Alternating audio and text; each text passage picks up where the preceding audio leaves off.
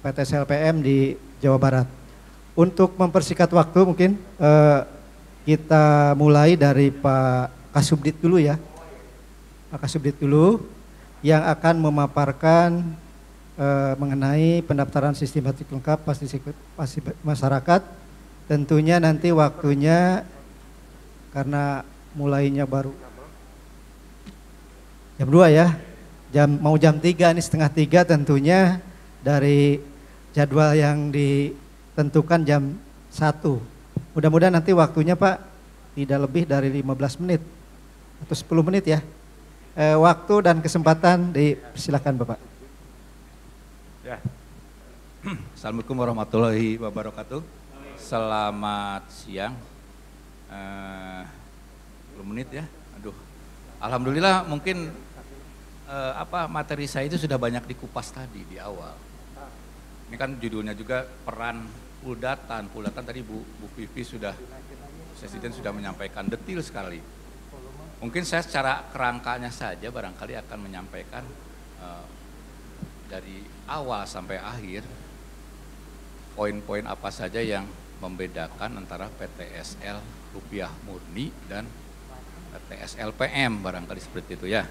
Lanjut Mas. Gak ada yang ngeklik? Next? Gak bisa juga ya?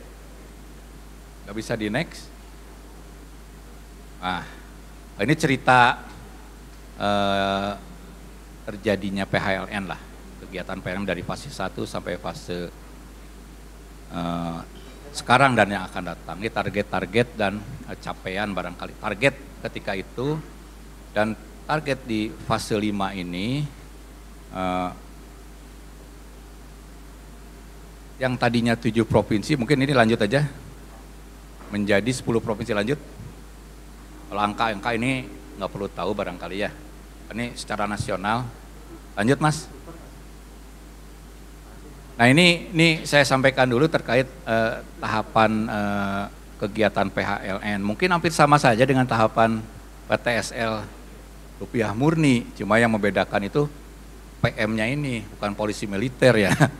Jadi memang ini perlu dikawal, polisi militer itu atau partisi masyarakat itu perlu dikawal, bukan hanya sekedar sosialisasi, cukup diberikan pemahaman satu kali, tapi juga perlu pemahaman berkali-kali. Ini di poin woro-woro nih, di woro-woro ini kalau tahap pertama kan persiapan seperti itu ya. Di penlok juga kita harus pastikan juga target itu berapa sih pastinya. Mudah-mudahan tadi kan sudah disampaikan oleh Mbak Puspa ya, angka-angka istilahnya analisis resiko terhadap wilayah-wilayah yang akan dijadikan target. Mungkin potensinya sudah kelihatan, mana yang akan jadi sertifikat, mana yang tidak, bisa kita lihat di sana. Jumlah bidangnya berapa bisa lihat, jadi sehingga pihak ketiga yang akan kontrak nanti, walaupun ini kontrak sekarang ini mungkin kontrak payung yang akan, mungkin angkanya juga mungkin akan berubah, tidak pasti ya. Karena kontrak payung itu kayak kesepakatan perjanjian seperti itu yang akan lebih fleksibel, lebih cepat. Jadi angka itu tetap harus dipastikan jumlah di penlok itu satu desa ini berapa, jangan sampai kejadian di sebelumnya. Jadi target yang dikontrak 10.000 ternyata di dalamnya cuma ada 5.000 gitu. Nah, itu kelabakan juga, akhirnya cari penlok-penlok lain yang mungkin lebih sulit lagi karena harus melakukan sosialisasi kembali, bikin puldatan lagi gitu. Kemudian ini angka 200 berapa nih desa ini semua sudah direkrut, mungkin nanti bertahap akan diberikan pendidikan, mungkin tidak hanya satu kali, harusnya beberapa kali, karena tidak mudah ya mencerna atau mempelajari aplikasi atau mungkin yang belum pernah megang HP, apanya jadul, sekarang suruh mendeteksi bidang di mana koordinatnya agak sulit. Yang belum pernah pegang Garmin itu apa ya? Kalau orang geodesi ITB udah tahu lah Garmin itu singkatan dari apa. Ada orang geodesi ITB enggak? Nah, tahu ya Garmin, kalau ospek Garmin itu apa ya? Bangkil mungkin udah tahu. Nah jadi harus fasih benar menggunakan alat tersebut. Satu desa barangkali ada 6 siap. Ketika pindah ke pendok lain ternyata tidak ada sama sekali atau cuma satu. Jadi dari desa ini bisa kita manfaatkan tenaga itu untuk desa yang lainnya sebetulnya, seperti itu. Selama orang itu mungkin paham, karena tetangga bersebelahan harusnya minimal tahulah antara desa satu dengan yang bersebelahan, minimal anggota yang lainnya terkait itu bisa ditambahkan di Puldatan tersebut. Terkait tadi penganggaran memang ada untuk Puldatan itu ya. Ya mungkin angkanya mungkin tadi Mbak Puspa sampaikan secara umum rupiahnya itu sekitar 58.000 satu bidang. Nah ini mau 6 orang, mau 10 orang ya bagi aja gitu 58.000 satu bidang gitu ya. Seperti itulah kalau Puldatan. Nanti mungkin akan lebih detail lagi ketika teman-teman Kanwil mensosialisasikan atau memberikan semacam sosialisasi lagi ya untuk tim Puldatan lagi, lebih detail lagi, dan itu juga mungkin tidak hanya 1 hari menurut saya sih, nggak cukup 1 hari untuk menyampaikan ilmu karena mereka pasti dibilang nggak ada pertanyaan pasti juga sok tahu ya. Harus diuji coba sampai dia tahu penggunaan. Kemudian selain penetapan lokasi tadi harus sudah pasti, jangan sampai tadi orang bilang kerok ya, dari 10.000 ternyata bidangnya ada 5.000, itu harus sudah pasti. Dengan analisis resiko juga mudah-mudahan bisa terdeteksi angka-angka itu sehingga tidak ada istilahnya penambahan, ya kalau 1-2 mungkin, kalau terlalu banyak penambahan penlok juga agak repot nanti. Kalau cuma 1-2 menambah mungkin masih dimaklumi lah, tapi kalau terlalu jauh berubahnya, itu jangan sampai terjadi kejadian seperti yang di luar Jawa. Karena mungkin saya lihat secara sosial juga di Jawa mungkin animonya lebih tinggi daripada di luar Jawa. Masyarakatnya juga lebih banyak. Kemudian di analisis lokasi tadi sudah sebut ya, karena di woro-woronya ya memang nggak bisa sekali 2 kali. Woro-woro itu bisa medianya apa saja sih?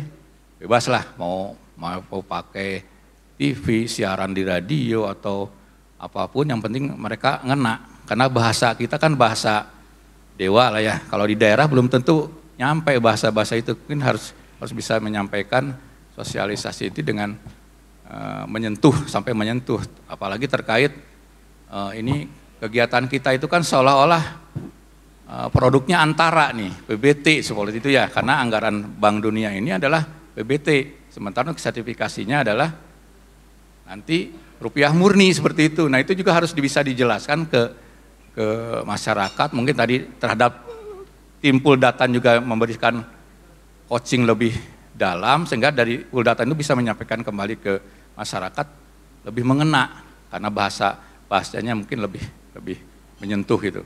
Jadi ya terkait hal itu harusnya disiasati, tidak bisa sekali saja gitu ya. Kemudian mungkin kegiatan sosialisasi Puldatan mungkin nanti ada tim Kanwil akan lebih detail di sana terkait syarat-syarat tadi dari Bu Vivi dari Bu Presiden sudah disampaikan secara rinci banget. Mungkin ada yang sedikit tadi ditanyakan oleh Pak Kakan ngobrol-ngobrol terkait seolah mungkin di sini tugasnya Puldatan itu kok ngukur katanya. Kok mengukur bidang tanah bunyinya, mengukur dan bukan seperti itu sebetulnya. Yang mengukur itu kan tetap SKB atau pihak ketiga atau ASK lah yang terkait pengukurannya. Kalau di Puldatan itu sebetulnya hanya membuatkan peta bidang, kemudian tanda batas ditunjukkan, atau peta bidang bukan peta kerja, tanda batas mendelinasinya, dan mungkin memberi kode bahwa itu nanti jangan sampai apa yang diberi kode oleh Puldatan berbeda dengan yang akan diukur oleh tim ukur gitu. Kalau bisa sih sebenarnya bisa berbarengan kalau idealnya gitu ya, bersama-sama sehingga tidak ada istilahnya nggak matching nih antar dokumen nih, dokumen fisik, dokumen yuridis nggak matching, harusnya berbarengan. Tapi kan bisa jadi fisik itu lebih cepat bergeraknya.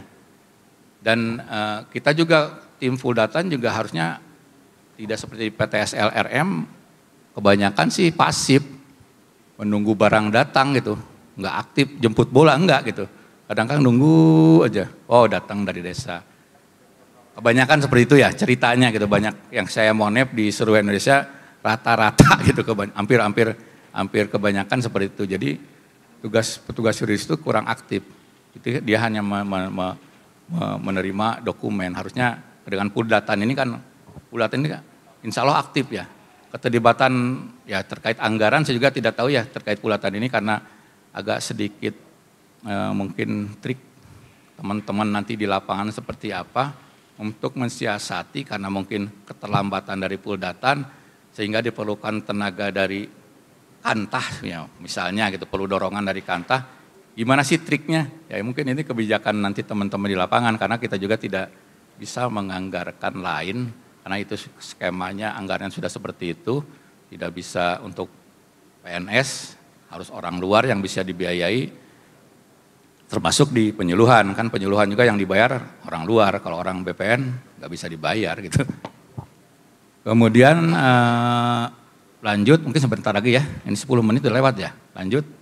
Karena itu poinnya di situ aja, yang membedakan hanya Puldatan dan dengan rupiah murni, hanya di Puldatannya saja. Mungkin nanti terkait aplikasi lain untuk survei tanahku, ya kita paksa harus mulai, walaupun memang agak sedikit tersendat barangkali karena belum terlalu updatingnya mungkin masih ada kendala.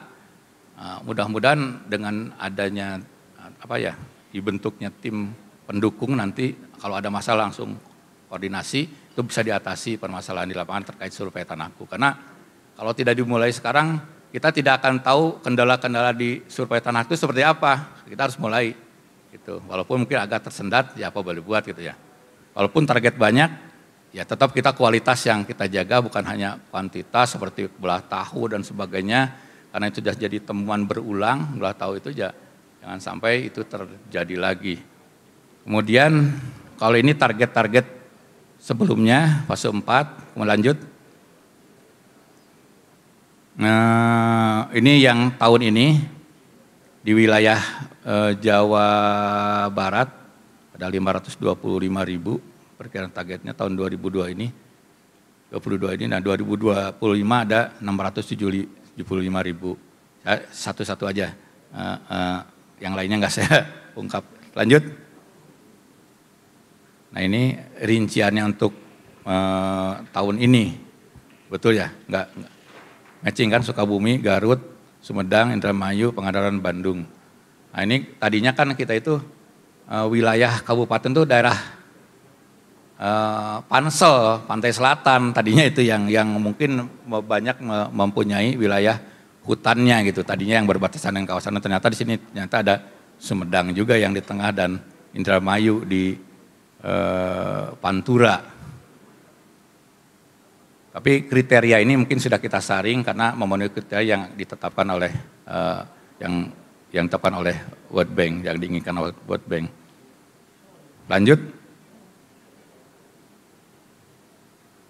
Ini terlalu panjang barangkali karena tadi sudah diulas bolak-balik ya. Bahwa yang nomor 1 ya, saya coba bahwa anggaran partisipasi masyarakat PSPM fase 5 terdiri dari pembekalan, itu kan tadi sudah diulas juga oleh Bu Fitri, Bu Vivi, saya nggak ulas lagi. Lanjut. Ini terkait PTSL mungkin K33, kan banyak produk K33, mungkin di PTSL PM juga ada produk K33 yang istilahnya bukan backlog, tapi K33 memang yang nantinya disinyalir bakalan final gitu. Mana K33 final ya, kemana-mana yang backlog itu yang bisa ditindaklanjuti oleh K1 gitu, atau K lainnya lah. Nah ini juga harus nantilah ketika akan sertifikasi harus diverifikasi, dipilah lagi yang mana, karena kan produk kita itu kan PBT sekarang ya, mana K33 atau K31 atau K33 final gitu. Kita harus seleksi lagi, atau K2 ada gitu. Konsep ke depan terkait PTSL barangkali selain K1, K2, K3, K4 juga nanti KW1, 2, 3 juga kita mintakan, mungkin ini baru konsep ya yang akan dilempar nanti, walaupun anggarannya rendah harus diperbaiki karena banyak KW 1, 2, 3 yang sudah terpetakan tapi mendaratnya di mana-mana gitu. Ada yang di laut, ada yang di hutan, ada diparkir lah sementara gitu. Padahal udah ungu itu, udah valid. Tapi bukan valid, palid orang sedang palid, jadi ngalir gitu. Oh bidang itu gerak gitu ya, palid gitu. Bukan valid gitu, palid gitu. Kalau valid ya seperti itu kejadiannya. Itu kan ya kita mudah-mudahan dengan konsep KW 1, 2, 3 yang akan kita akomodir, itu akan jadi final. Nggak ada lagi istilah, oh nanti ada revalidasi lagi, nggak ada. Pokoknya mungkin tertentu dulu nih sekarang, mungkin kota-kota, ibu kota, provinsi, seluruh Indonesia, dan ada beberapa kota yang akan kita tetapkan untuk kegiatan tersebut. Udah cukup? Kayaknya lainnya kan, mereka syarat tadi kan udah Bu Vivi udah sampaikan syarat-syarat dokumen dan lainnya. Kemudian kayaknya tidak ada lagi yang perlu diperpanjang karena mungkin itu dulu barangkali di diskusi barangkali bisa bertambah. Mungkin masukan buat saya juga, mungkin pengalaman bapak-bapak di luar, pihak ketiga di luar seperti apa buat perbaikan kebijakan kita ke depan di tahun ini. Mudah-mudahan kontrak payung ya, mungkin satu lagi tadi walaupun di sini sudah saya hapus karena Pak Basuki biasanya yang menyampaikan itu, karena kontrak payung ini agak mungkin saya tidak terlalu menguasai, mungkin prinsipnya ada kemudahan-kemudahan, ada keuntungan terhadap kontrak payung ini. Karena ini kan sering berulang nih dari tahun ke tahun, kegiatannya 1.000, 2.000, tahun ini, tahun depan Jawa Barat ada lagi berapa ribu. Jadi kan kegiatan itu aja, jadi dengan kontrak payung sekali saya bikin kontrak, tinggal volumenya saja barangkali, tarik volumenya, lokusnya di mana kita tetapkan. Nanti ada perubahan jumlah ya yang penting secara teknis sudah tercover di kontrak yang di kontrak payungnya tersebut. Tinggal nanti mungkin terkait kontrak pesanan yang dibuat oleh Kantah seperti apa kalau sudah target itu ditetapkan. Mungkin itu dulu sementara yang bisa saya sampaikan. Terima kasih. Assalamualaikum warahmatullahi wabarakatuh. Ya, terima kasih Pak Kasubdit tadi telah menyampaikan beberapa hal terkait tahapan PTS LPM, kemudian tadi juga mengenai anggaran, kemudian juga penggunaan aplikasi ya, yang tentunya memang PTS LPM ini penggunaan aplikasi survei Tanahku juga menjadi apa yang harus kita laksanakan tentunya oleh pihak ketiga. Di samping tadi juga terkait tugas dan fungsi Puldatan. Dan yang terakhir adalah berkaitan juga tentang kontrak payung. Tentunya ini diharapkan juga bisa ataupun menyelesaikan atau mempercepat pelaksanaan lelang di PTS LPM di Jawa Barat ini. Tentunya sebelum ke narasumber berikutnya kita aplaus dulu buat Pak Kasubdit. Berikutnya mungkin paparan dari Pak Kepala Bidang Survei dan Pemetaan mengenai materinya adalah strategi pelaksanaan PTS LPM di Jawa Barat. Untuk waktu dan waktunya dipersilahkan Pak Kabid. Baik, terima kasih Mas Nono, yang saya hormati para narasumber yang hadir, kemudian yang saya hormati Pak Kepala Kantor Pertanahan untuk 6 lokasi PTS LPM beserta seluruh jajaran yang hadir secara fisik di sini maupun yang hadir secara virtual. Mudah-mudahan masih ikut menyimak dalam acara kita pada siang hari ini. Kemudian yang saya hormati juga rekan-rekan pemangku kepentingan yang terkait dari Maski, ISI, dari kampus, seluruh Bapak Ibu yang tidak dapat saya sebutkan satu persatu. Terkait strategi pelaksanaan PTS LPM di Jawa Barat, kita beserta tim di Kanwil berpikir bahwa mulai dari sosialisasi juga memang sudah harus menyasar ke teman-teman yang berada atau yang telah ditetapkan sebagai lokasi PTS LPM. Nah, untuk itu ketika kami melihat skema anggaran yang ada, ya, tentu konsultasi publik yang sedianya itu ditetapkan hanya 1 kali, ini kami coba juga selain dilaksanakan di tingkat provinsi, akan kami laksanakan juga di tingkat kabupaten nanti. Jadi buat bapak-bapak kepala desa atau yang hadir yang mewakili di Zoom ini, tim dari Kanwil bersama kantor pertanahan kabupaten nanti akan hadir dalam kegiatan konsultasi publik yang sudah kami jadwalkan acaranya. Ya, jadi nanti kami akan mengundang stakeholder terkait dari dinas Pemda terkait, kemudian Pak Camat, kemudian para kepala desa dalam kegiatan konsultasi publik tingkat kabupaten. Di situ nanti kita akan membahas juga kembali terkait apa itu konsultasi publik, kemudian bagaimana rekrutmen Puldatan. Ya, tadi dalam sesi yang pertama disampaikan oleh penanya juga dan para narasumber bahwa Puldatan itu memegang peran yang penting. Untuk itulah memang tema kita pada konsultasi publik ini adalah peran strategis Puldatan.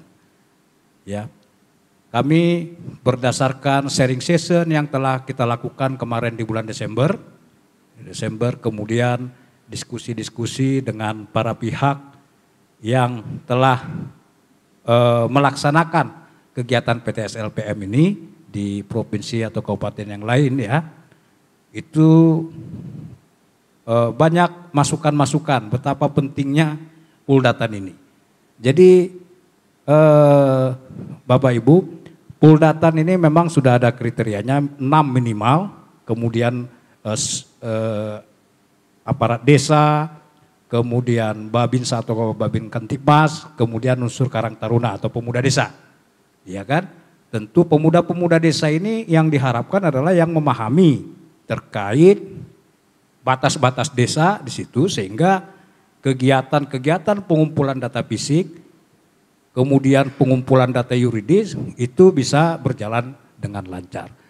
Ya kan? Nah, untuk itulah tentu kalau kita baca juknisnya ya, itu Puldatan itu kan diusulkan oleh kepala desa. Apakah usulan Pak Kades ini langsung kita tetapkan? Kan ini yang menjadi pertanyaan. Dalam bayangan kami, usulan Pak Kades ini akan kita seleksi dahulu. Ya, kita seleksi dahulu, kita akan berikan dahulu pelatihan terkait dengan tanggung jawab yang akan dipikul oleh Puldatan tersebut. Yaitu tanggung jawabnya adalah bagaimana pengumpulan data fisik dan pengumpulan data yuridis itu bisa berjalan dengan lancar. Kemudian juga ada scan data-data yuridis itu. Ya kan? Jadi seandainya dalam proses pelatihan tersebut tanggung jawab yang hendak dipikul oleh Puldatan itu tidak bisa dipahami atau materi-materi yang terkait tidak bisa dipahami, kita rencana tentu akan skip. Kita akan pilih anggota Puldatan yang memahami bisnis proses pekerjaan yang akan mereka kerjakan di situ. Ya.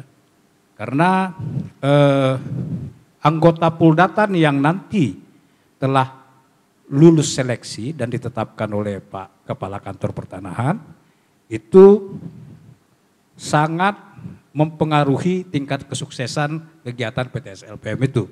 Ya, ini yang kita dengar keluhan ketika Puldatan ditetapkan tapi ternyata mereka tidak mampu memikul tanggung jawab tersebut sehingga pihak ketiga atau staf di kantor pertanahan kita itu mau nggak mau dia terpaksa untuk mengambil alih tanggung jawab tersebut.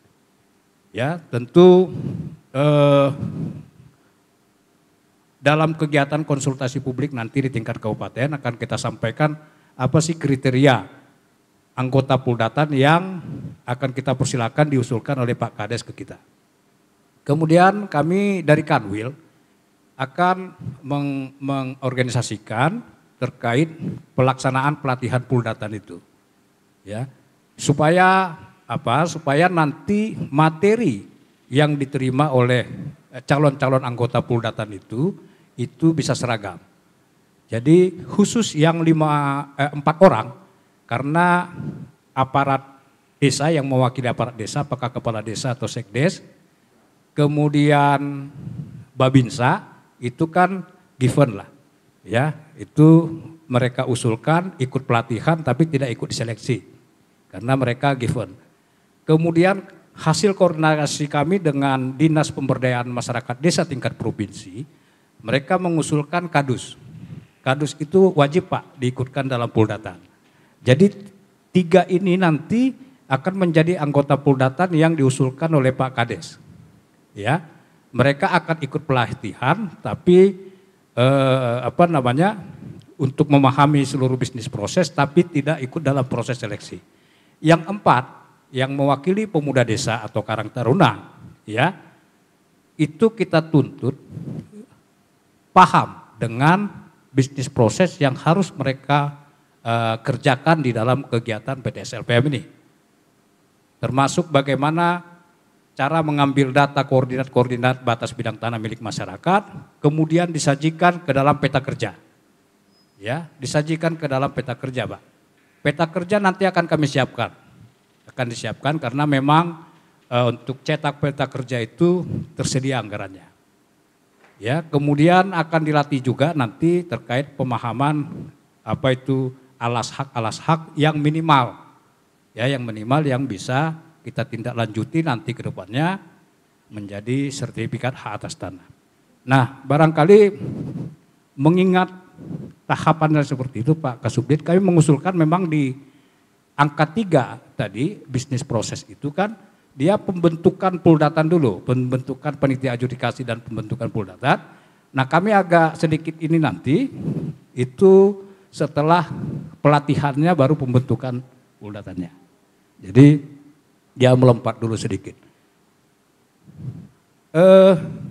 Kemudian tentu apa yang kami sampaikan tadi kami juga mohon masukan apakah kira-kira sudah pas ya yang seperti itu. Silakan nanti Bapak Ibu mengkoreksi atau mengusulkan berdasarkan pengalaman, mungkin sini ada teman-teman kami juga pihak ketiga.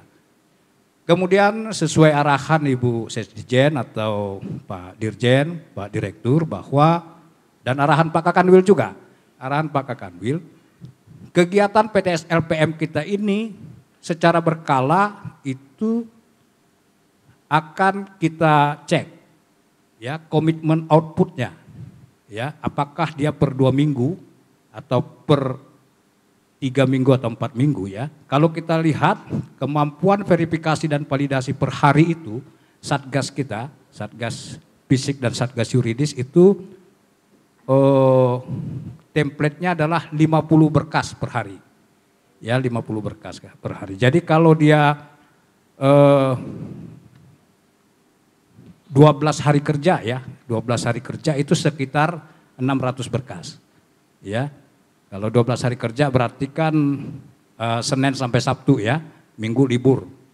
Jadi 2 minggu dia. 2 minggu itu 12 hari kerja dikali 50 sekitar 600. Saya pikir angka yang tidak terlalu banyak dan juga tidak terlalu sedikit untuk dilakukan verifikasi dan validasi oleh staf kita, oleh Satgas Fisik dan Satgas Yuridis. Nah, ini yang saya pikir nanti pada saat pelaksanaannya pihak ketiga, kemudian Puldatan, kemudian tim verbal dari kantor pertanahan kabupaten itu berkomitmen per 2 minggu itu dicek betul fisiknya dan kemudian keuangannya juga nanti harus linear. Jadi antara output fisik dan output keuangan itu per 2 minggu nanti akan kita monitor capaiannya. Saya pikir ini yang penting mungkin yang saya sampaikan dahulu, Saudara Moderator, karena saya lihat jam saya sudah 10 menit. Nanti barangkali kita lanjutkan dengan diskusi. Saya akhiri, wassalamualaikum warahmatullahi wabarakatuh. Terima kasih Pak Kabid, tadi telah menyampaikan pentingnya konsultasi publik ya. Nanti akan dilanjutkan di beberapa di lokasi kabupaten, lokasi PTS LPM tentunya akan dilanjutkan. kemudian tadi juga bicara mengenai pentingnya rekrutmen ataupun rekrutmen PT Puldatan. Kemudian juga tadi terkait tim kontrol kualitas ya, dalam hal ini PELPAL, dan akan ditindaklanjuti dengan kegiatan pengecekan terhadap hasil daripada kegiatan PTSL PM yang dilaksanakan nanti.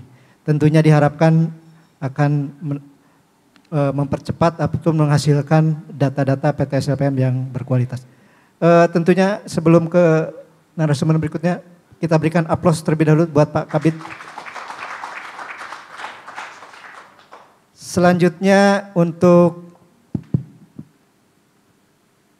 yang ketiga adalah dari Pak Kabid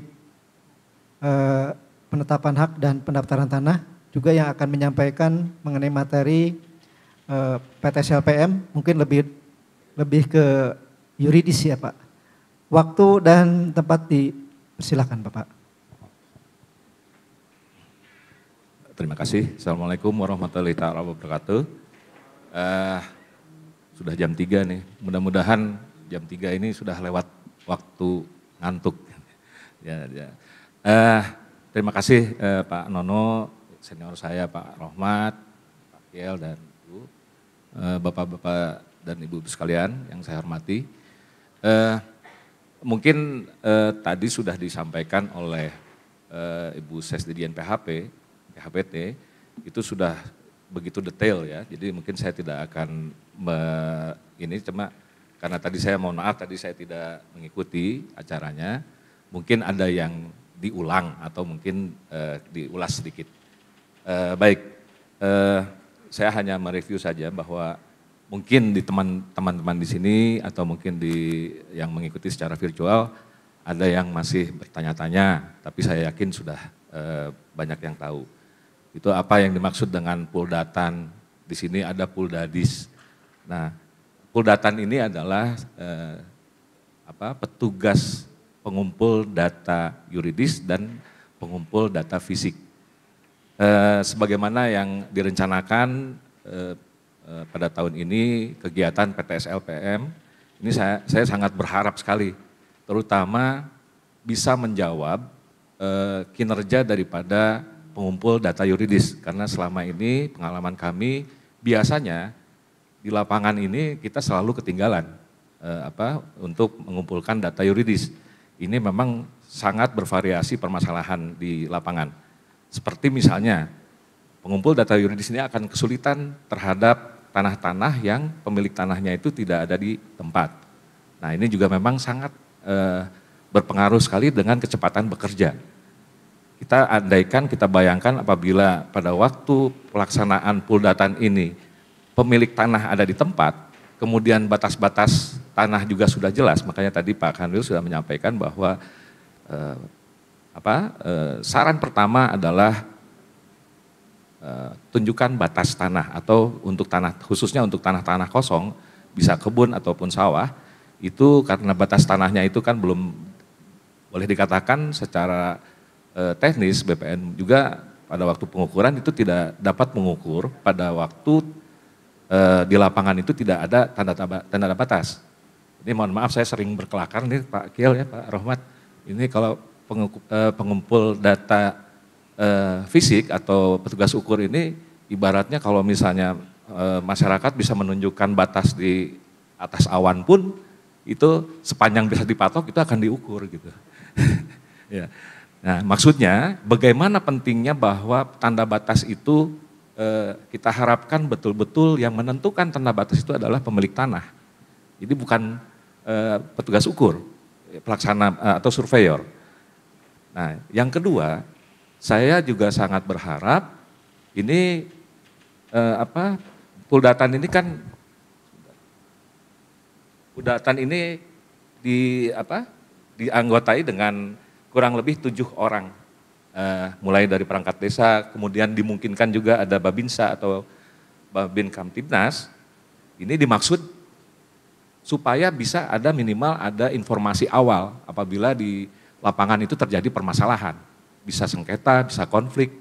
Nah ini diharapkan dapat diinformasikan kepada petugas data yuridis atau pool dadis.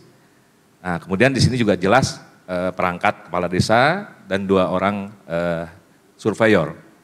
Kalau surveyor sudah jelas, itu tugasnya adalah melakukan pengukuran sesuai dengan batas-batas yang sudah ditunjukkan di lapangan. Kemudian ada 2 orang karang taruna. Nah ini 2 orang karang taruna ini juga akan mengambil satu peranan yang sangat penting. Minimal adalah informasi awal dan bisa membantu mengkomunikasikan kepada para pemilik tanah, terutama yang tidak di tempat. Nah, kalau kita membayangkan apabila rumah atau ada bangunan, saya yakin itu mungkin sekitar 90% lebih itu pasti ada, orangnya ada di tempat. Kecuali kalau rumahnya banyak. Ya. Dan juga batas-batas bidang tanahnya juga sudah lebih jelas lagi dibanding untuk tanah-tanah kosong. Nah, baik di sini saya mengulas kepada mungkin saya review ulang aja sedikit ya. Ini yang dari akhir dulu, yang halaman 8. Lanjut, terus. Nah ini. Jangan. Udah cukup. Ya ini secara umumnya ini istilah K1, K2, K3, K4 ini istilah dari Kementerian ATR BPN ya, karena ada di kegiatan BMN atau barang milik negara juga ada istilah K1, K2, K3 juga. Ini mungkin untuk masyarakat awam agak sedikit membingungkan.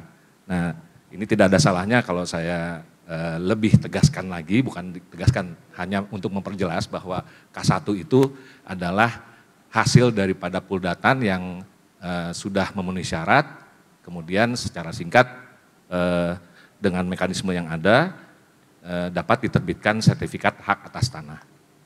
Nah, kemudian K2 ini yang tidak dapat diterbitkan sertifikatnya karena masih terdapat sengketa atau konflik di lapangan. Nah, tetapi yang sengketa konflik di lapangan pun ini tetap kita data. Itu minimal untuk akan jadi database yang ada yang nanti akan kita olah kemudian. Kemudian untuk K3 ini tidak dapat diterbitkan sertifikat hak atas tanahnya dikarenakan subjeknya belum memenuhi syarat. Nah, tetapi bukan berarti tidak dapat diterbitkan hak atas tanah, tetapi kalau sudah memenuhi persyaratan, itu kalaupun misalnya ditinggalkan pada tahun anggaran sekarang, itu nanti akan seyogianya akan menjadikan satu data yang akan sangat bermanfaat untuk kegiatan penerbitan sertifikat untuk tahun selanjutnya. Nah kemudian yang keempat, ini memang ini tugas yang cukup berat ya dari teman-teman dari fisik ya. Ini mengenai pemetaan bidang tanah, itu bidang tanah yang sudah bersertifikat. Ya karena mungkin ya saya mohon maaf, saya bukan berarti ikut campur ke masalah pengukuran, karena memang kenyataan di lapangan itu bukan sesuatu hal yang mudah ya untuk melandingkan K4. Itu terdiri dari, biasanya itu dari sertifikat lama yang belum diikat dan belum dipetakan di plotting. Tetapi inilah semangat kita untuk kedepannya, K4 ini sebetulnya yang paling base-nya itu sebetulnya dari K4. Jadi supaya jangan sampai ada miss-nya, dalam artian kata sempat saya ada di satu kantor pertanahan, ternyata hasil daripada sertifikat PTSL itu tumpang tindih dengan sertifikat yang lama. Nah ini akibat daripada K4 yang belum di-landingkan. Nah ini adalah PR kita semua. Nah kemudian, ini kembali ke depan. Mungkin kalau formulir itu sudah nggak usah ya. Syarat-syarat nggak usah ya, karena udah bisa. Nah ini saya kembali lagi dulu ke sedikit mengulas bahwa asas daripada pendaftaran tanah, ya ini paling depan, itu asasnya adalah sederhana, aman, terjangkau, mutakhir dan terbuka. Ya sederhana ini kita mencoba sesuatu prosedur yang lebih dimudahkan lagi ke depan. Karena kalau dulu atau misalnya untuk pekerjaan-pekerjaan rutin itu boleh dikatakan masyarakat merasa wah itu kurang ini kurang itu ya data-datanya sehingga tidak dapat atau belum dapat diterbitkan sertifikatnya. Kemudian aman. Aman ini diselenggarakan secara teliti dan cermat sebagai hasil yang dapat menjamin kepastian hukum. Jadi ini di lapangan memang tidak menutup kemungkinan masyarakat atau pemilik tanah itu tidak ada di tempat. Tetapi minimal kita harus mencari solusi supaya juga dari pihak Puldadis, pengumpul data yuridis itu dapat mengimbangi kecepatan bekerja untuk pengukurannya. Itu minimal ada KTP-nya atau kartu keluarga atau SPP TPBB. Kalau saya pikir SPP TPBB itu kan minimal ada informasi luas tanah, luas bangunan, terutama luas tanahnya. Kemudian juga ada NIK ya, NIK apa ya, SPP TPBB. Nah itu ada minimal ada data awal untuk supaya nanti pada waktu dilingkan datanya atau digabungkan antara data fisik itu dengan data yuridis minimal akan bisa dengan cepat digabungkan. Kemudian terjangkau oleh pihak yang memerlukan, ya, dan mutakhir. Ini kelengkapan yang memadai dalam pelaksanaannya serta berkesinambungan dalam pemeliharaan datanya. Ya, ini mutakhir. Nah, ini tidak menutup kemungkinan di lapangan itu terjadi yang sering terjadi itu misalnya nih yang banyak di Jawa Barat ini adalah dari C ya atau girik. Ya. Kalau di luar Jawa Barat mungkin ada petuk, ada gogolan. Ya. Nah banyak terjadi di lapangan itu buku C desa itu sudah tidak ada. Yang sebetulnya buku C desa itu sebetulnya sudah ditarik itu, sudah tidak digunakan sejak tahun 93 oleh Kementerian Keuangan itu sudah tidak dikenal lagi sebetulnya. Tetapi BPN ini masih membutuhkan informasi awal itu untuk mengetahui riwayat tanahnya.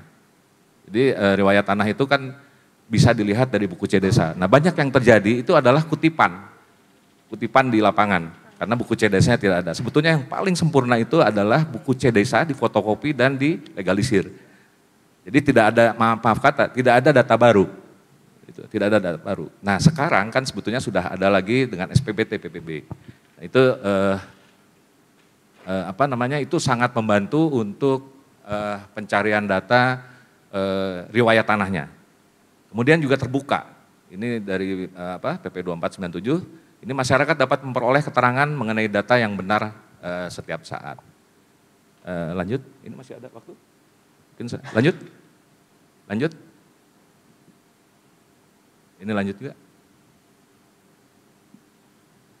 Nah, ini untuk tahapan, ini sudah diulas belum? Belum ya? Ini tahapan untuk kegiatan proses data yuridis. Ini mohon maaf nih agak sedikit teknis, jadi terhadap bidang tanah yang nomor berkas yuridisnya ini diharapkan telah ada link dengan peta bidang tanah. Yang selanjutnya akan dilakukan tahapan input data alas hak secara lengkap. Nah ini untuk dapat mengidentifikasi berkas tersebut akan masuk ke dalam kategori yang mana, apakah K1, K2, atau K3. Kemudian setelah dilakukan tahapan pengecekan kelengkapan berkas dan input riwayat perolehan tanahnya, dilanjutkan pada tahapan pengumuman data yuridis. Nah ini apabila akan diterbitkan sertifikasinya. Tapi kan kita masih agak sedikit gap ya antara target peta bidang dengan SHT-nya atau sertifikat hak atas tanahnya. Nah ini juga sedang terus kita upayakan ya Pak, jadi supaya jangan sampai peta bidang juga bukan berarti tidak bernilai, tetapi paling tidak peta bidang ini bisa di follow dengan penerbitan land tenure atau hak atas tanahnya. Ini ada setelah tahapan pengumuman data yuridis dan peta bidang tanahnya, itu diumumkan selama 14 hari dan dikirim ke kelurahan serta kecamatan wilayah bidang tanah tersebut. Kemudian juga apabila selama masa pengumuman ini tidak ditemukan adanya sanggahan atau keberatan, tapi sanggahan dan keberatan ini juga memang harus dibuktikan dengan dengan bukti-bukti yang dapat dipertanggungjawabkan. Ini maka akan dilanjutkan dengan tahap pengesahan pengumuman. Ada nanti berita acara pengumumannya. Kemudian selanjutnya membuat surat keputusan atas terbitnya sertifikat. Setelah itu masuk ke dalam tahapan pembukuan dan penerbitan sertifikat hak tanah. Nah, apabila semua tahapan sudah diinput, maka sertifikat dapat diterbitkan dan diselesaikan tahapan pendaftaran tanahnya dengan mengklik daftar isian 208 ini teknis di ATR BPN untuk penyelesaian pendaftaran tanah sampai dilanjutkan dengan penyerahan sertifikat hak atas tanah.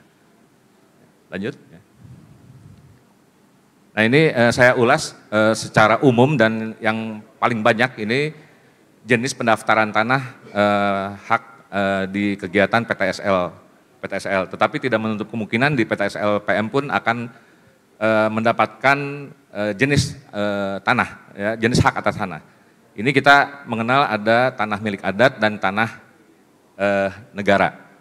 Nah, tanah milik adat ini ada yang apabila riwayat tanahnya sejak tahun 60 itu masih berurutan, peralihan haknya jelas, itu yang kita kenal dengan kalau istilah teknisnya itu adalah konversi langsung.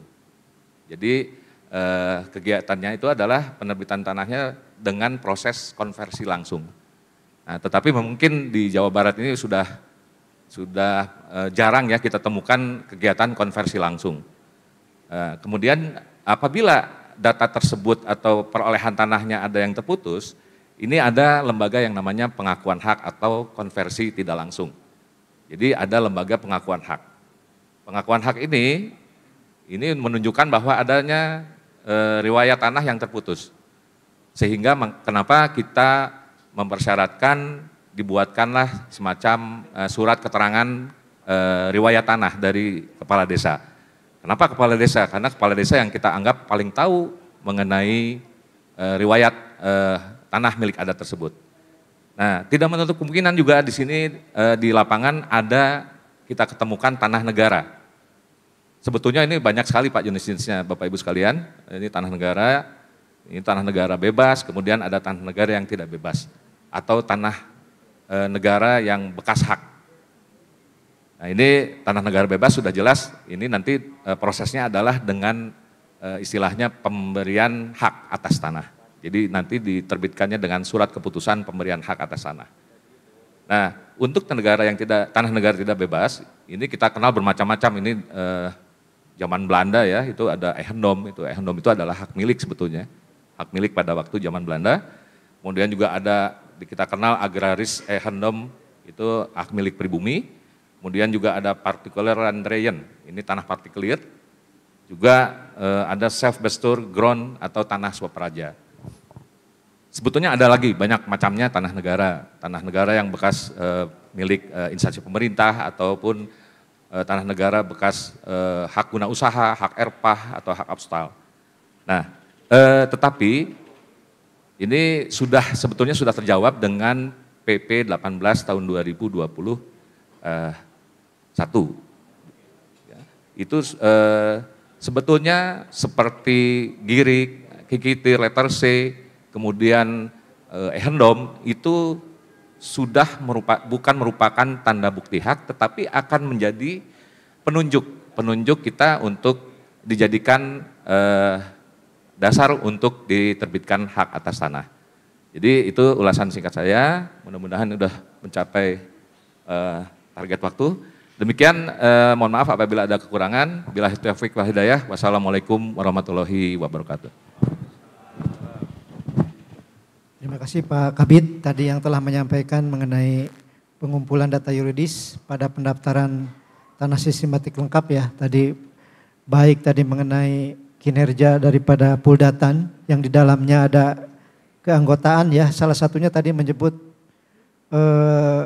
tentang pemuda ya, Karang Taruna ya. Mungkin nanti ini akan kami coba apa istilahnya ya. Nanti karena ada dari perwakilan dari Ketua Karang Taruna Jawa Barat, mungkin nanti saya minta tanggapannya. Kemudian juga Pak menyampaikan terkait ajas ya, ajas pendaftaran tanah. Kemudian juga tadi terkait jenis pendaftaran tanah ya, bahwa memang di dalam PTSL ini, PM ini, di Jawa Barat ini ada dua mungkin kondisinya ya, ada yang berasal dari tanah adat ataupun tanah negara. Dan yang terakhir tadi mengenai output daripada PTSL. Di mana tadi Pak Kabid sampaikan adalah yang paling terakhir itu adalah mengenai bagaimana penyelesaian K4 dalam rangka peningkatan kualitas data. Tentunya untuk narasumber Pak Kabid PHP kita beri aplaus terlebih dahulu. Berikutnya narasumber berikutnya adalah Kepala Bidang Penataan dan Pemberdayaan yang akan diwakili oleh Ibu Fitri. Waktu dan tempat dipersilakan. Ya, terima kasih Pak Nono atas waktunya. Saya izin Pak Kabid, Pak Kasubdit, saya mewakili Pak Kabid saya, Pak Amir, karena tidak bisa hadir, ada rakernis di pusat. Nggak banyak yang bakal saya sampaikan, hanya beberapa saja. Kebetulan presentasi yang akan saya sampaikan ini Pak Kabid saya sendiri yang buat. Untuk relaksasi ya Pak, Bapak Ibu, ini kayaknya udah pada ngantuk semua. Gimana kalau kita tepuk semangat dulu? Jadi kalau saya bilang tepuk semangat, Bapak-bapak semangat, oke? Tepuk semangat, semangat, semangat. Oke, terima kasih. Pada kesempatan ini saya akan menyampaikan tentang sinergitas kelembagaan melalui program penanganan akses reform di Provinsi Jawa Barat tahun 2022. Next. Dalam Rensta Kementerian ATR BPN, paradigma pengelolaan pertanahan bertujuan untuk pembangunan yang sustainable atau berkelanjutan, yang tetap memperhatikan aspek ekonomi, sosial maupun lingkungan. Tapi tetap tidak menghilangkan 4 unsur yang sebagai fungsi administrasi dari kementerian, yaitu land tenure, land value, land use, dan land development. Semuanya itu, kegiatan tersebut harus didukung oleh land information, yaitu yang jadi tugasnya bidang SP. Jadi bagus tidaknya kegiatan kita itu sebenarnya tergantung dari hasil dari bidang SP. Gitu. Ya, next Pak.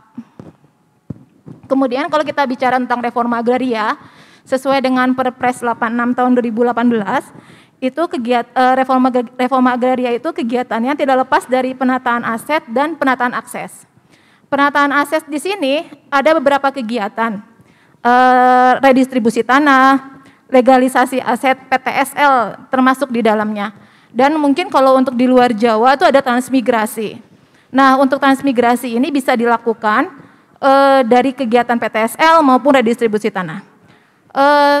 Tanah-tanah yang menjadi sumber untuk kegiatan redistribusi tanah yaitu dari tanah hasil pelepasan kawasan hutan, bekas HGU, tanah terlantar, tanah timbul, tanah bekas erfak maupun tanah objek land reform lainnya. Untuk tanah terlantar saat ini kita sudah ada Bank Dunia yang diharapkan tanah terlantar itu bisa didayagunakan di dalam Bank Dunia, yaitu untuk kepentingan umum, kepentingan sosial, kepentingan pembangunan nasional, pemerataan ekonomi, konsolidasi lahan, dan reforma agraria. Untuk kegiatan reforma agraria juga itu bisa untuk penyelesaian sengketa konflik pertanahan dan agraria. Untuk penataan aksesnya sendiri, penataan akses adalah hal yang paling sulit dilaksanakan sebenarnya karena penataan akses itu kita harus berkolaborasi dengan instansi lainnya, baik itu Pemda maupun kementerian, di mana penataan akses saat ini pada tahun anggaran 2022 ini sudah dilaksanakan, anggarannya sudah ada di 27 kabupaten kota.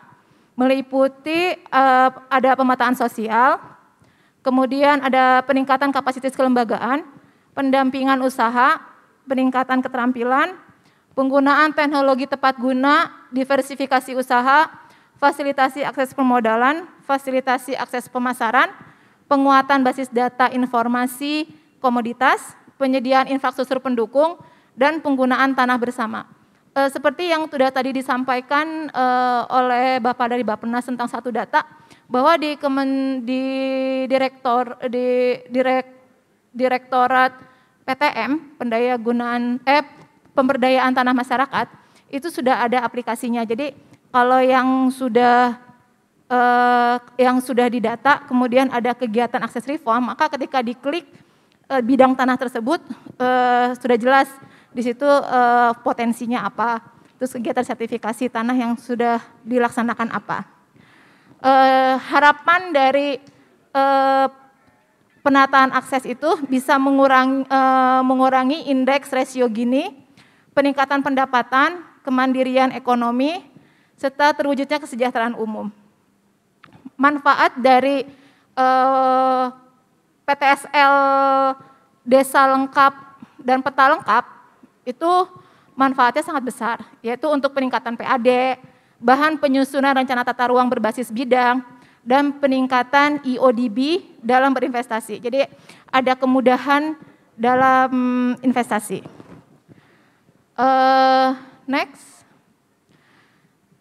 Jadi reforma agraria itu memerlukan sinergitas pelaksanaan yang dilakukan kolaborasi antar sektor dan antar kelembagaan.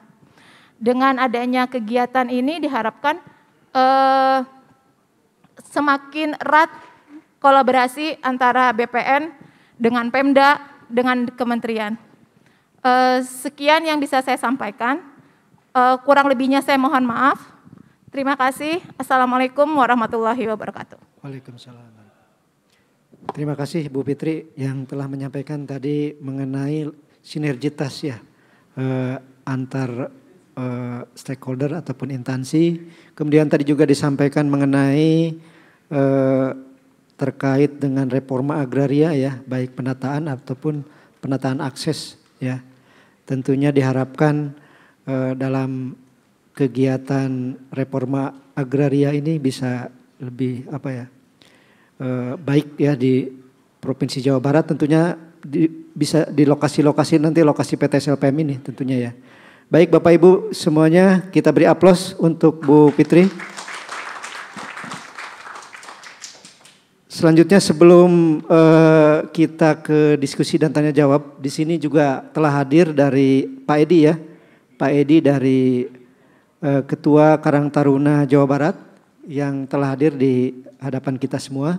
Tentunya dalam rangka konsultasi publik ini ada tanggapan ataupun masukan bagaimana peran daripada Karang Taruna tentunya ya dalam rangka nanti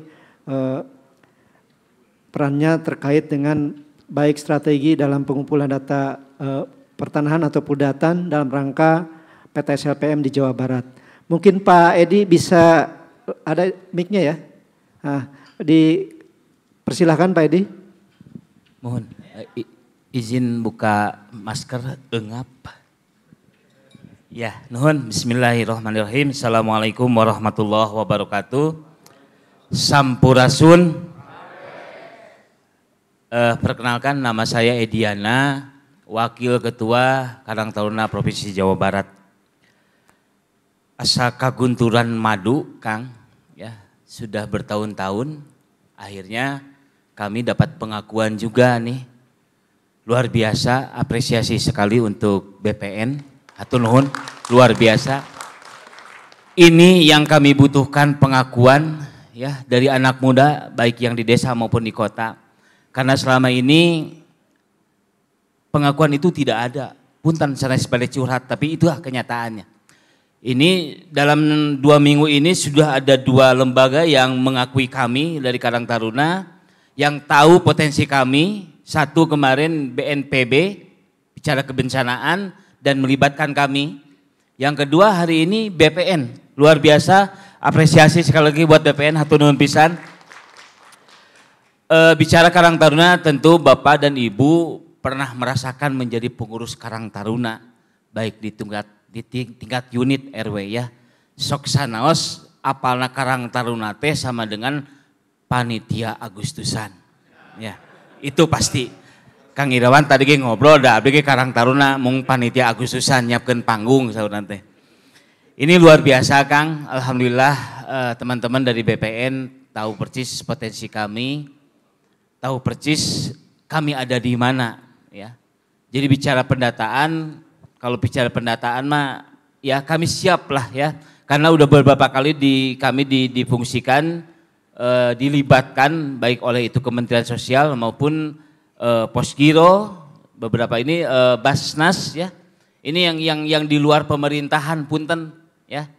Yang melibatkan banyak melibatkan kami di Karang Taruna adalah teman-teman yang di luar Pemprov, kan ya orang Pemprov ya. Hatur nuhun sekali deui Kang. Hanya kalau tadi disampaikan bahwa akan ada konsultasi publik susulan baik itu di tingkat kota kabupaten. Mohon kiranya ke depan ini surat itu lebih baik kepada kami aja ke Jawa Barat, biar kami yang memberikan surat itu ke teman-teman di kota kabupaten. Karena biasalah di beberapa tempat ada yang sudah vakum atau tidak. Kadang-kadang mereka orang setempat suka salah ngirim jalmi gitu kan. Kalau kami nanti biar kami yang mengarahkan, baik langsung ke ketuanya atau ke sekretarisnya. Ya. Jadi sekali lagi mohon nanti kalau ada konsultasi publik di tingkat kota kabupaten, serat nama kadiekeun ka Jawa Barat keun biasa abdi ngintunkeun ka kota kabupatenna. Yang selanjutnya nanti pun untuk kalaupun ada surat untuk kepala desa nanti tadi saya dengar bahwa rekomendasi itu atau usulan tim Poldatan itu direkomendasi atau diusulkan oleh kepala desa, mohon kiranya juga bapak-bapak dari BPN mengirim surat untuk kepala desa dicantumkan nama lembaga Karang Tarunanya. Punten, cantumkeun misalkan Karang Taruna untuk berapa orang ikut seleksi. Kumargi upami henteu, ya tadilah seueur di lapangan nu balad anu caket sareng kepala desa nu dikintun. Karang Taruna mah ditinggalkeun deui we. Ya. Kitu Pak Kabid ya, mohon punten pisan. Yang selanjutnya ada pertanyaan Kang. Kalau tadi disampaikan minimal 6, ini yang ikut seleksi ini dari Karang Taruna boleh berapa orang? Ya, itu yang jadi pertanyaan. Itu rupina mah Kang, dan teman-teman tadi kalau ada dari Abdesi, ada dari Abdesi? Oh, terdatang ya, bias. Ya. Intinya begitulah surat-surat berikan saja dulu ke kami ke Karang Taruna Jawa Barat biar jelas nanti pendistribusiannya, karena mohon maaf saya sampaikan juga terkadang Pak di lapangan di daerah itu biasanya pergantian pemimpin Karang Taruna yang lama padahal masih ada periodisasinya isuk ateul yang ngebantu Karang Taruna anyar. Ya, kalau bet hiji bupati nu aya di genep daerah eta. Ya, jadi punten pisan, karena kami yang tahu mana yang legal, mana yang tidak. Itu ya. Eta panginten, intinya mah saya sangat kami ucapkan terima kasih atas pengakuan dan akan melibatkan kami. Prinsipnya siap membantu full power lah pokoknya mah. Pokoknya mah siap ngegas ya Karang Taruna. Gaspol ya. Eta panginten hatur nuhun pisan kasadayana. Assalamualaikum warahmatullahi wabarakatuh. Waalaikumsalam warahmatullahi wabarakatuh. Terima kasih Pak Edi tadi menyampaikan yang pertama mungkin masukan ya bahwa terkait keanggotaan dan undangan ya apabila nanti untuk kegiatan konsultasi publik di 6 kabupaten kota. 6 kabupaten tentunya. Memang di sini cukup lumayan Pak Edi, desanya ada sekitar 208. Jadi kalau Karang Tarunanya minimal 208 mungkin nanti ke depan. Tentunya tadi yang kedua berupa pertanyaan mungkin nanti Pak, mungkin Pak Kabid atau Pak Kabid Survei atau Pak Kabid PHP tadi terkait dengan jumlah yang diusulkan dari Karang Taruna ya untuk rekrutmen. Tentunya nanti pertanyaan berikutnya dari Pak Edi. Selebihnya mungkin berupa apresiasi ya, sama-sama terima kasih Pak Edi, kita kerjasama tentunya. Karena ini juga di Jawa Barat PTSLPM ini baru dilaksanakan. Tentunya sinergitas juga nanti ke depan kita lakukan untuk suksesnya PTSLPM ini. Baik Bapak Ibu semua, tentunya yang ada di Zoom ya, di virtual, nanti kita berikan kesempatan bertanya, tapi mungkin sebelumnya nanti kita kasih kesempatan dulu yang ada di ruangan ini. Tentunya pertanyaan Pak Edi nanti sekaligus nanti ya, setelah ada pertanyaan dari ruangan ini. Baik Bapak Ibu semua, barangkali dari yang hadir saat ini di sini, barangkali dari pemapar ataupun narasumber tadi, yang mulai dari Pak Kasubdit, Pak Rohmat, sampai dengan terakhir Bu Fitri, ada yang perlu disampaikan atau ditanyakan ataupun tanggapan, dipersilahkan mungkin waktunya.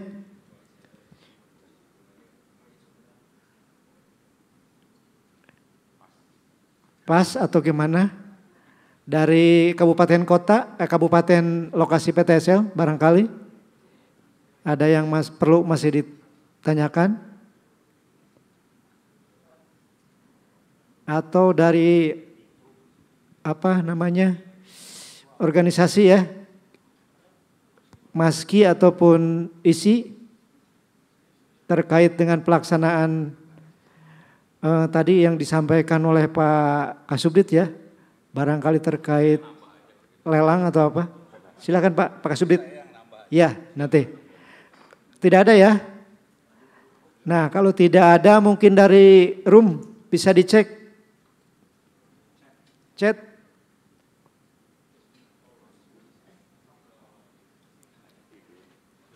Sepertinya tidak ada juga ya. Ya. Baik kalau tidak ada, mungkin kita kembali ke para narsum dulu, barangkali ada tambahan dari mulai ya. Sekalian closing statement saja, mungkin mulai dari Pak Kasubdit dulu ya. Lanjut nanti ke Pak berikutnya ke Pak Kabid SP dan Pak Kabid PHP. Ya, sekalian kalau Pak Kabid ada pertanyaannya tadi Pak Edi, dipersilakan Pak. Terima kasih Saudara Moderator Mas Nono. Terima kasih dari Karang Taruna apresiasinya. Memang kita harapkan kerjasama kita jajaran kantor pertanahan kabupaten dengan aparat desa juga pemuda desa ini harus sinergi Pak, harus betul-betul maksimal. Karena tadi sudah disampaikan bahwa tantangan-tantangannya cukup banyak. Mudah-mudahan kalau kita kerjasama ya saling berbagi beban tersebut ya hambatan-hambatan itu selesai. Karena kita tahu kadang pendaftaran tanah ini memang bukan hanya aspek teknis Pak, bukan semata-mata aspek teknis pengukuran. Kalau pengukuran itu peralatan pengukuran itu sudah cukup canggih Pak. Cuman masalahnya yang mana yang mau diukur, ya kan gitu ya. Kalau titik batasnya itu nggak jelas yang diukur itu kan nanti jadi potensi sengketa. Sehingga tanda-tanda batas tadi yang disampaikan oleh Pak Kakadul itu menjadi sangat penting. Dan di dalam Juknis, ya di dalam Juknis di sini sudah ada arahan dari pusat, Puldatan itu kepala desa, Babinsa, Babin Kantipmas, kemudian para surveyor, kemudian tokoh pemuda desa, ya kan? Kemudian Karang Taruna, ketua RT atau kepala dusun. Nah kepala dusun ini wajib kita ikutkan, kepala dusun. Karena hasil komunikasi kami dengan Dinas Pemberdayaan Masyarakat Desa tingkat provinsi itu wajib Pak katanya. Karena beliau adalah orang kepercayaannya Pak Kades di situ, hadir di situ. Ya, dan biasanya juga memahami persoalan-persoalan pertanahan di situ. Kemudian tokoh masyarakat, tokoh perempuan.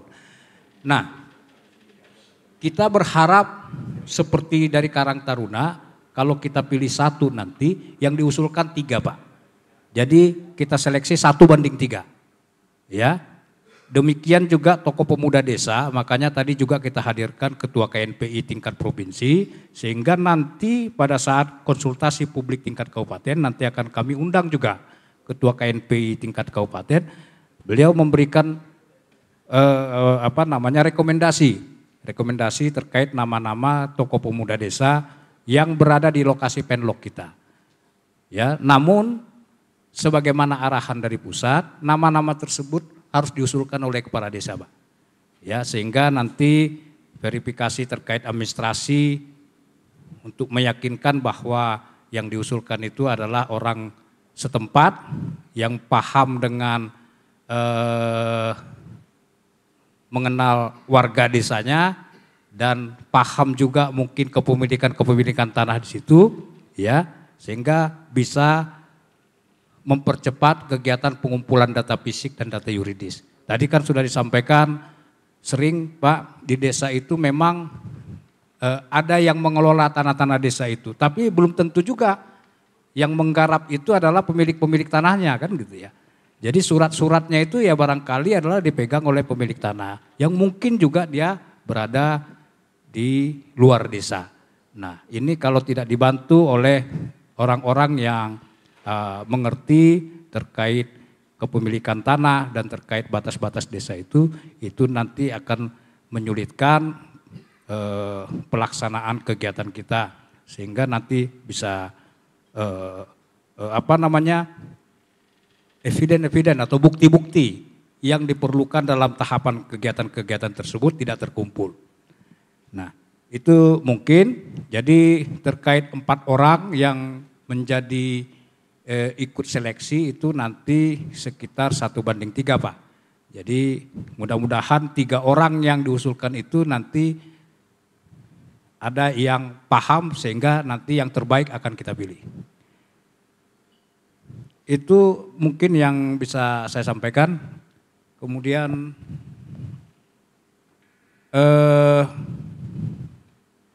kita berharap, Pak, anggota Puldatan nanti yang kita latih ini, selesai kegiatan PTS LPM ini tidak berhenti atau menjadi tidak diberdayakan lagi.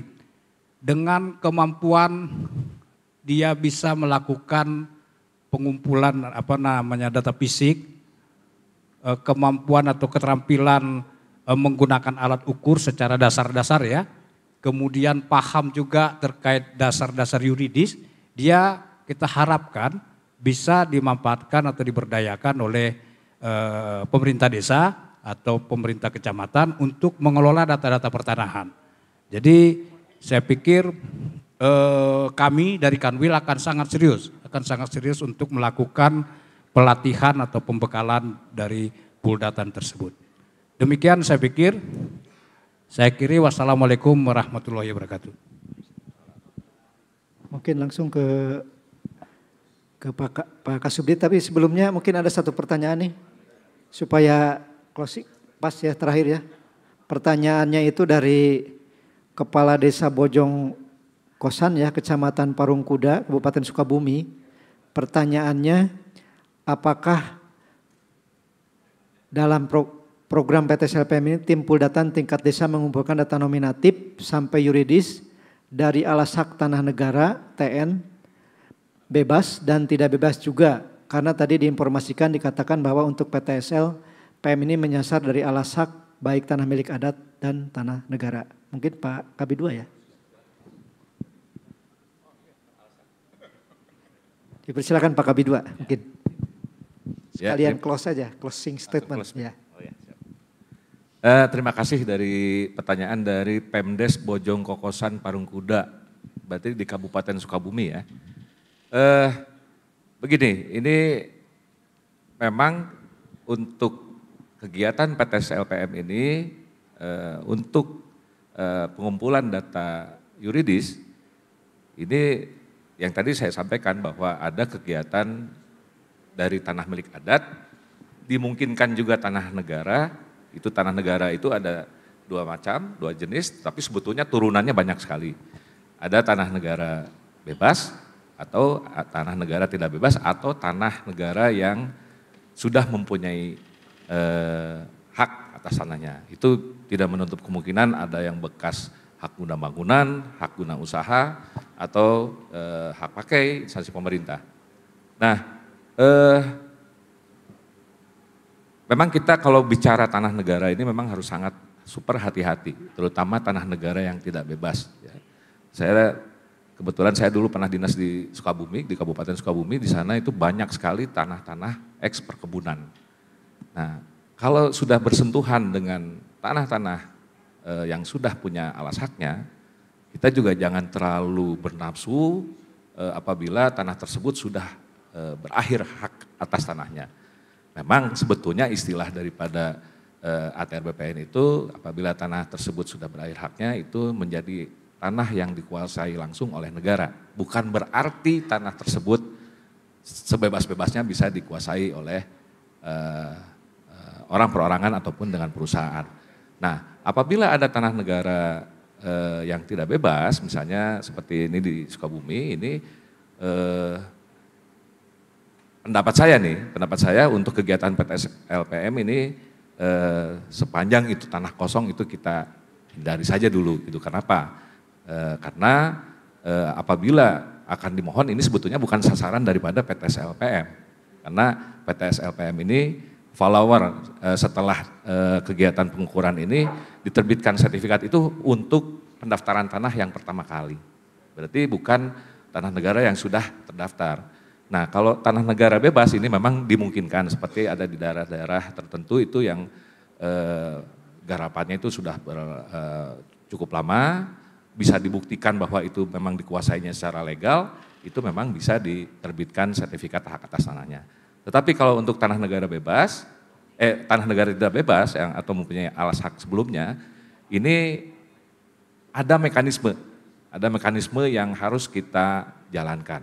Jadi misalnya harus ada pelepasan hak atas tanah daripada pemegang hak sebelumnya. Nah itu mungkin jawaban saya itu, mudah-mudahan bisa mengedukasi teman-teman yang ada di daerah-daerah yang banyak tanah-tanah negara atau tanah-tanah perkebunan. Nah sekalian saja mungkin closing statement, saya terus terang sekali lagi saya sangat bahagia sekali dengan kesempatan kegiatan PTS LPM ini pertama kali di Jawa Barat nih. Mudah-mudahan ini sebagai contoh ke depan. Apabila berhasil insya Allah nanti ke depannya akan lebih baik lagi. Mungkin targetnya juga bisa ditambah lagi ya Pak Kia, Pak dan Pak Rohmat ya. Tetapi ini juga ada semacam ada semacam mekanisme baru yang kita libatkan dari bantuan atau supporting dari masyarakat. Nah ini terutama Kang Edi ya, ini saya bahagia sekali dan sangat berharap ya. Mungkin karena di sini Kang Edi sebagai perwakilan dari Karang Taruna mudah-mudahan bisa mewakili Jawa Barat juga ya Kang Edi. Jadi saya titip pesan bahwa nanti kita dalam membantu menyelenggarakan kegiatan PTS LPM ini bekerjalah, bantulah masyarakat sepenuh hati, dengan jujur, jangan memanfaatkan sesuatu hal yang nanti akan merugikan masyarakat. Karena bagaimanapun juga pengumpul data yuridis ini akan menentukan nasib pemilik tanah ke depan. Kalau kita salah-salah, nanti kita zulim juga Kang Edi. Ya. Jadi mohon nanti sampaikan kepada teman-teman, terutama untuk Puldadis, karena ini nanti berkaitan dengan hak atas tanah yang otomatis itu berkaitan dengan hukum tanah. Nanti bantulah masyarakat supaya nanti kita ke depan insya Allah negara kita akan sejahtera dengan minimal kita sudah berkarya, kita sudah membuat satu amalan kepada bangsa kita. Demikian, terima kasih. Terima kasih Pak Kabid. Berikutnya mungkin ada tambahan sekaligus closing statement dari Pak Kasubdit. Dipersilahkan. Kali lagi barangkali saya menyampaikan mudah-mudahan dengan terbentuknya Puldatan yang baik, tidak ada lagi istilah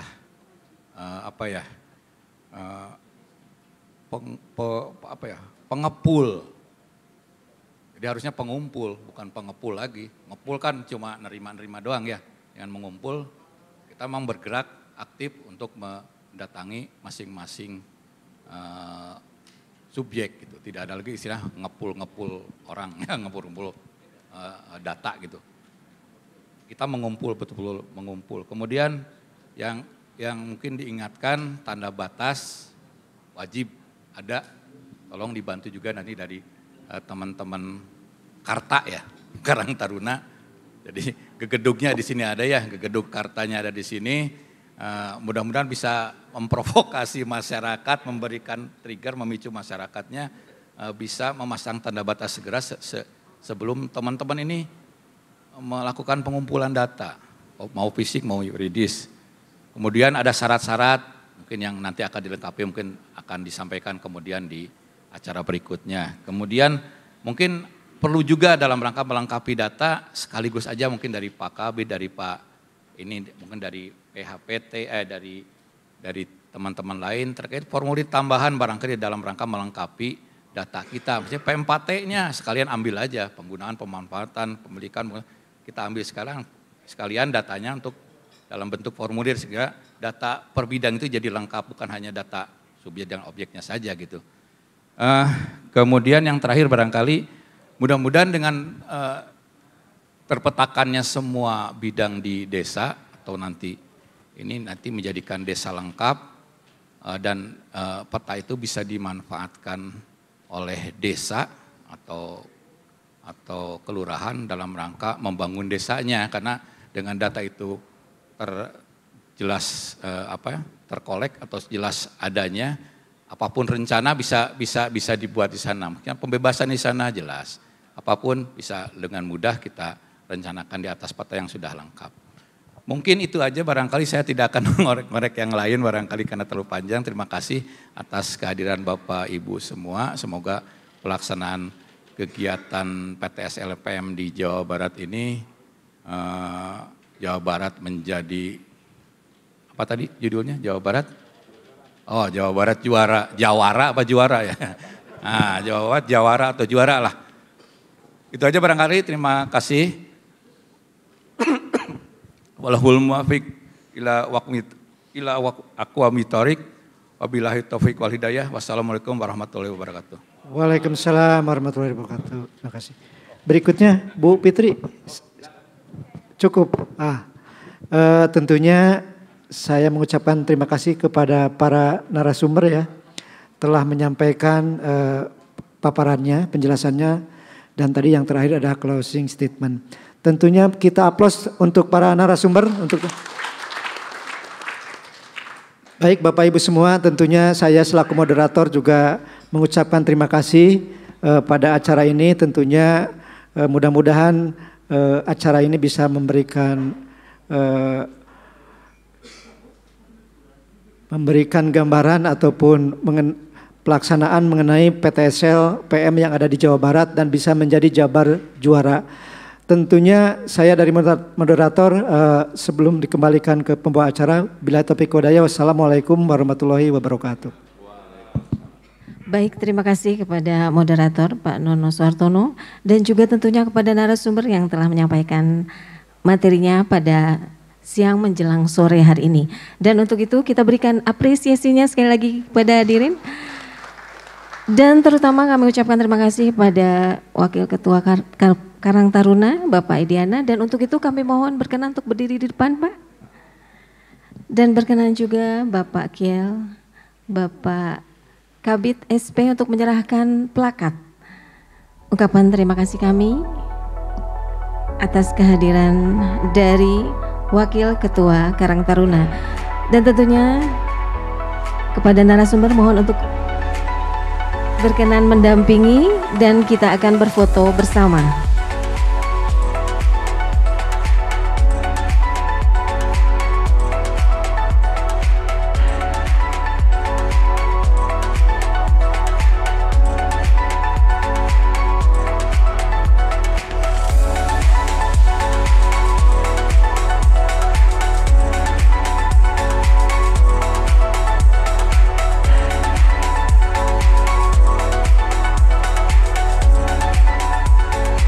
Terima kasih sekali lagi kepada Wakil Ketua Karang Taruna Bapak Ediana dan juga tentunya kepada narasumber.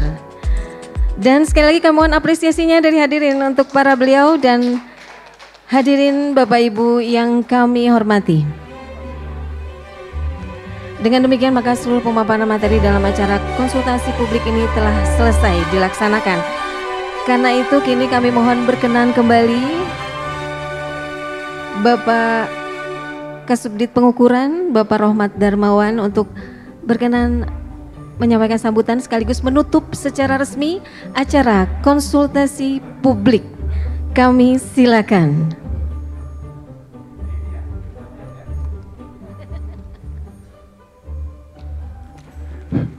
Selamat sore, Assalamualaikum warahmatullahi wabarakatuh, Sampurasun. Saya dipaksa nih, disuruh nutup ya, buka aja belum tadi ya, main tutup aja gitu ya. Intinya saya mengucapkan terima kasih atas acara yang mudah-mudahan diberkahi dan menjadikan awal pelaksanaan PTS LPM di Jawa Barat ini, dan biarkanlah bergulir di masing-masing kabupaten untuk bisa berjalan dengan baik. Mungkin kami mohon teman-teman dari Kanwil untuk menjaga atau mengawal kegiatan ini sehingga kegiatan ini bisa berjalan dengan baik yang sesuai dengan apa yang kita harapkan. Semoga Jawa Barat seperti tadi, Jawa Barat jawara, Jawa Barat juara. Terima kasih. Walahul muafiq aqwabitorik wabillahi taufiq wal hidayah. Wassalamualaikum warahmatullahi wabarakatuh. Terima kasih kepada Kasubdit Pengukuran Kementerian Agraria dan Tata Ruang Badan Pertanahan Nasional, Bapak Rohmat Darmawan. Dan hadirin Bapak Ibu yang kami hormati, sampailah kita di penghujung acara, dan sebelum kami tutup acara, marilah terlebih dahulu kita menyanyikan lagu Bagimu Negeri. Kami mohon hadirin untuk berdiri.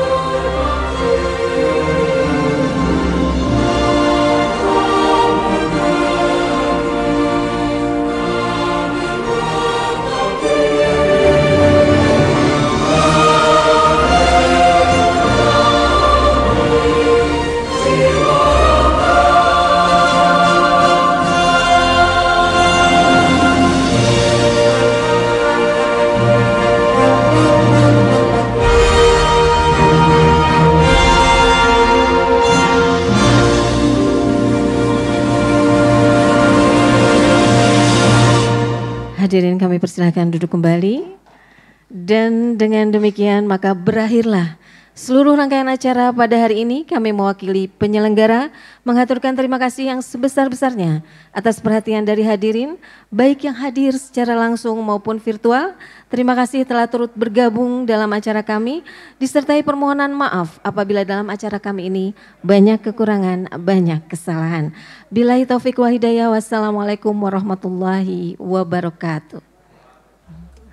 Sekali lagi apresiasinya untuk acara yang telah diselenggarakan ini. Terima kasih. Alam berseri-seri, bunga beraneka, menghigai ramah.